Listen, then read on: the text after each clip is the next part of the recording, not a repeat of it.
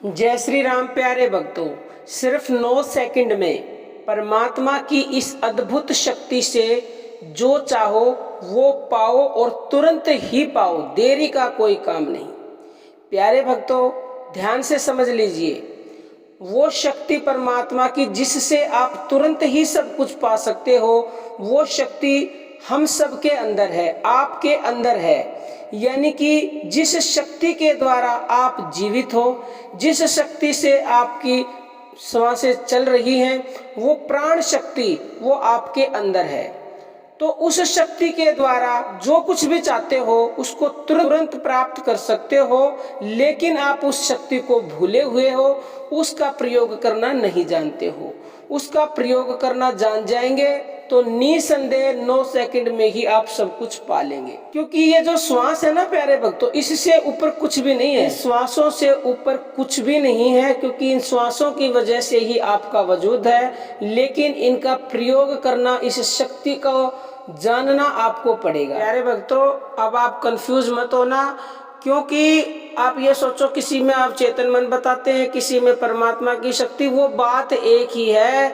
ये प्राण भगवान ही है, यानी कि परमात्मा को ही प्राण कहा जाता है और परमात्मा को ही अवचेतन मन, इसी को अलग अलग नामों से, शब्द नाम आदि अनेक नामों से पुकारा जाता है। शक्ति एक ही है, मतलब कि तत्व एक है और उसके नाम अनेक हैं। तो अब आपको देखो करना क्या है, केवल 9 सेकंड का काम है। सुबह उठें, आप ब्रह्म मुहूर्त में उठते हैं या बाद में, जब भी उठें, और जो भी आप चाहते हैं, जो भी आपकी इच्छा है, फॉर एग्जाम्पल आपको कार चाहिए, तो आपको शांत होके बैठ जाना सीधा बिल्कुल, या फिर लेट के भी बोलना चाहिए तो बिल्कुल सीधा लेट जाना है। शरीर को ढीला छोड़ दें और अपने श्वासों को 2-4 सेकंड के लिए आती जाती श्वासों पे मन को टिकाना है। जब आपका मन श्वासों के ऊपर टिक जाए तो उसके बाद आपको श्वासों को मन के द्वारा देखते रहना है और मन से ही अपनी इच्छा बोलनी है। कैसे बोलनी है? 9 बार श्वास लेना है। एक बार श्वास ऊपर गई तो बोलना है मुझे कार चाहिए। श्वास ऊपर जाते समय जैसे नाम का जप करते हैं ना, ऊपर श्वास गई, ऐसे ही अपनी इच्छा बतानी है, मुझे कार चाहिए। श्वास ली, अभी देखो मैं लेके बताती हूँ, मैं तो लेके बोल के बता रही हूँ, लेकिन आपको मन से बोलना है। जब ऐसे श्वास ऊपर जा रही है तो मन के द्वारा अपनी इच्छा बोलनी है। फिर श्वास को जब छोड़ना है तो मन के द्वारा अपनी इच्छा बतानी है। केवल ऐसे 9 बार करना है। श्वास लेनी है, इच्छा बतानी है, श्वास छोड़नी है, इच्छा बतानी है। 9 बार करके आप उठ जाएं।